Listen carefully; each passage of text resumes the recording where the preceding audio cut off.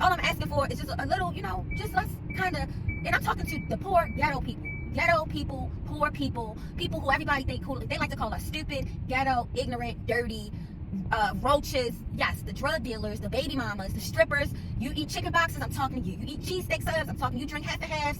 If you hate coconut water, I'm talking to you. You drink Coca-Cola, I'm talking to you. Because we really have to have some type of plan going forward. Because when we look, I was 27 and I was, wasn't really worried about having black women as peers. I didn't really care about that bitch over there. I didn't give a fuck. She's just a bitch over there. As you get older and you get some sense, because some people get older and they still are stuck on stupid, just putting it plainly, you tend to understand that you need peers around you that are your age.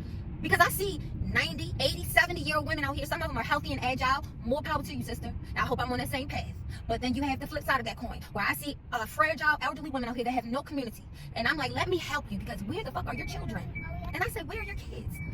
She don't have a husband, obviously. Where are your cousins? Where's your community?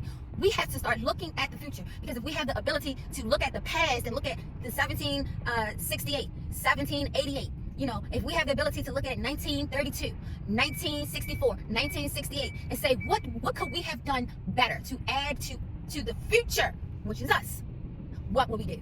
So we have to look at right now and pretend like we're in 2040 or 2050 or 2060, and we got to look back at 2020 and 2025 and 2030 and say, what could we do back for them that could contribute to the future, which will be us as elderly and our children as our age and our children's children as our age. Fuck it. If you don't got kids, we're just talking about people who are contributing to society. Because people who don't have children, they love to say, I don't have children and I'm free to do what I want. But are you dumb? Do you not realize that everybody's children are the ones who are outside working and running the economy?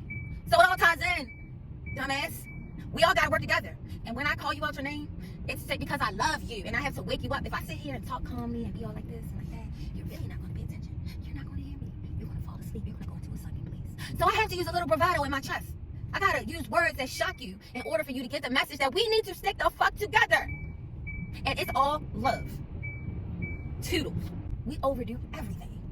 And this is how they get us every single time. If the lights were to go off, would you be okay in the dark for a month? Could you survive with no hot water, with no Wi-Fi? Who would you need to call to check on? What would you need emergency-wise to survive for a month? Because if you don't have that ready today, you're already fucked, my friend. I'm sorry to tell you, but we shouldn't be worried about what celebrities have on. We shouldn't be worried about anything that a celebrity is doing. And I mean, if you want to worry about it, cool. But we shouldn't be talking about it so publicly on social media. We should show some type of concern for our fucking future. We should show some type of conscious awareness for what is going on around us. Are we reading the room? Again, doesn't have to be heavy, but the conversations need to be going on, because I saw a lot of the podcasters and the lamest podcasters. You have rappers out here turned podcasters. Joe Budden, I thought you were a rapper. Why are you a podcaster? I don't want to see you talking on the podcast. I want to see you rapping, bro. That's how I learned about you. That's how I want to know about you forever. I don't want to see Nicki Minaj on a podcast. Nicki Minaj, go in the studio. Go in the fucking studio. See, these people transition, and that's what I'm saying about Beyonce. Nobody really likes Beyonce. I don't care what the fuck the Beehive. What the fuck is a Beehive? These are children and teenagers who are simple-minded fans that have no real understanding of life. Beyonce has a clothing line called Dairy On.